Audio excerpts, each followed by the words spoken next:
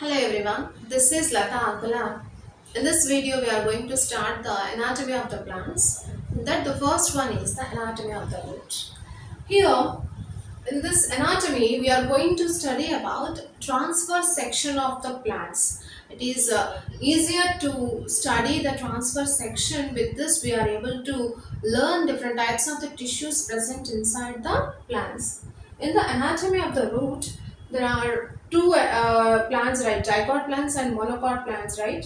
In that, the first one, dicot plants, will study. In that dicotyledonous root, we are going to study about different layers present, as we have already studied about various tissue systems present in the plants like epidermal tissue, vascular tissue and ground tissue. So what are the different types of the tissues and how they are organized, all these will be studied in this anatomy. The first one is the dicotyledonous root, anatomy of the dicotyledonous root.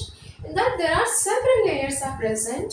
The first one is epidermis or epiblemma.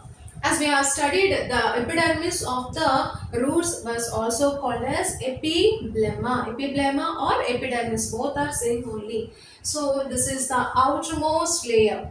This epiblemma or epidermis is the outermost layer in the dicot root. And how many layers are present in this? Only one layer is present. This green colored one is the epiblemma only, and it is a single layered, and from this single layered epidermis or epiblemma, there is a tubular protrusions will be coming out, which are called as, these are single cellular protrusions will coming out, which are called as root hair. So the functions of these root hairs was to absorb the water and mineral salts present in its vicinity. That is, vicinity is nothing but soil. Whatever the water and mineral salts present in the soil will be absorbed by these root hair, will be taken inside the root. And the next one is the cortex. So this is the cortex, which is a multi-layered. Here there are several layers are present, and this is present below the epiblemma. It is cortex is present, and it is a several layer of what type of cells are present? Parenchymatous cells are present. These parenchymatous cells are loosely arranged. See how loosely they are arranged. There are so many intercellular spaces are present, right? Here the loosely arranged parenchymatous cells are present, which consists of thin walled cells. And this loosely arranged nature of this cortex that allows the water absorbed by the root hair to come inside. If they are tightly packed, the water will not be allowed. It will resist the water. But here the loosely arranged cortex that allow the water to come inside the cells. And that below this cortex there is endodermis is present. So this endodermis is present between the cortex and the stele. What is the stele? This is endodermis, right? The tissue present inside the endodermis is called as stele, and this stele constitutes pericycle, vascular bundle and pith. This is the pericycle, and these are vascular bundles, xylem and phloem, and the central one is called as pith. All these constitute the stele. All this stele is present inside the endodermis only. And here if you see the endodermis, it is also a single layered, and it consists of barrel shaped cells. Single layered and barrel shaped cells are present, and this endodermis, they consist of a strip called as suberin strip called as Casparian strip. Consists of a waxy layer is present in the cells, that is called as suberin coated Casparian strip is present in the endodermis. And wherever the suberin is present, that region the water will not allow. That means this suberin resists the water. That makes the endodermis impermeable to the water. And the next part is the pericycle. This pericycle, it is a thick walled. It is made up of thick walled parenchymatous cells. Here if you see cortex, it is made up of thin walled parenchymatous cells, whereas here this pericycle is made up of thick walled parenchymatous cells, and it is a single layered. One layer is present here. but it may be many layer also, several layers are also present in some. And the important role of this pericycle is it helps in the secondary growth. Okay, its important role is, its main function is, it is responsible for the secondary growth.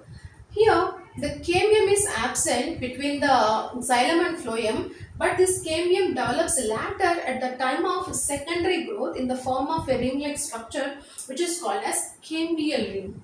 The ring-like structure will be formed, which is called as cambial ring, and this parenchymatous cells, they become meristematic. Meristematic means they start dividing. The parenchymatous cells of this pericycle, they become meristematic and starts dividing, and they divide and gives rise to part of the vascular cambium and also lateral roots during the time of secondary growth. This is about the pericycle, and in the next video we are going to study about vascular bundles, that is the xylem and phloem and pit present inside. So with this we will complete the anatomy of the root. In the last video we have completed up to pericycle. So what are the next parts? Vascular bundles, conjunctive tissue and pith. Here what vascular bundles? The vascular bundles means xylem and phloem, right? Here this xylem and phloem, they have been arranged in different radii. Hence they exhibits radial vascular bundles. They consist of, the dicot root consists of radial vascular bundles. We have studied in the vascular bundles, right? The xylem and phloem, they have been arranged in the different radii which are alternate with one another. The xylem, phloem, like that, in a alternately arranged in the different radius, that is called as a radial vascular bundles. Here also we are seeing the radial vascular bundles only. And here the xylem, it exhibits exarch condition. What is exarch condition and endarch condition? We have studied.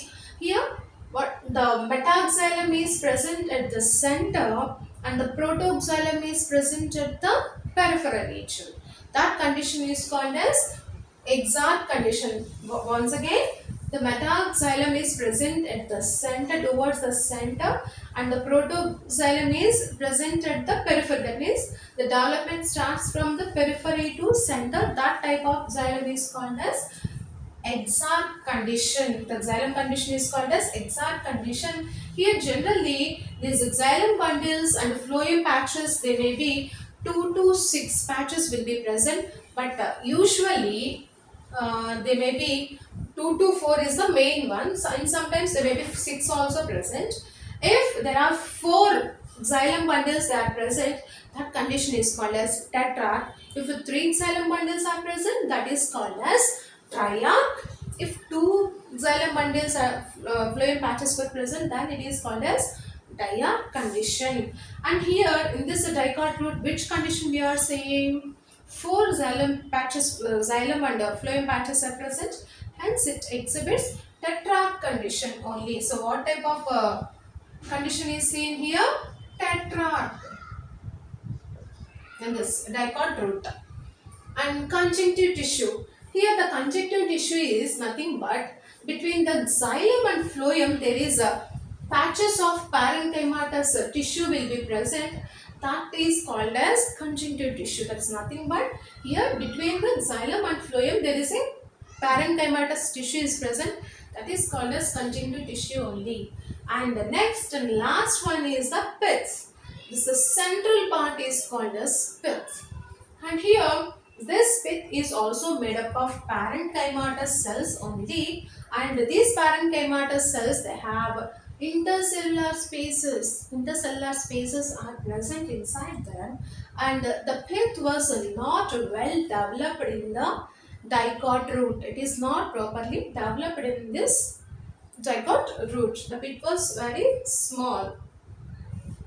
And it is the pith was very small and inconspicuous. That means easily recognized whether it is a pith or not.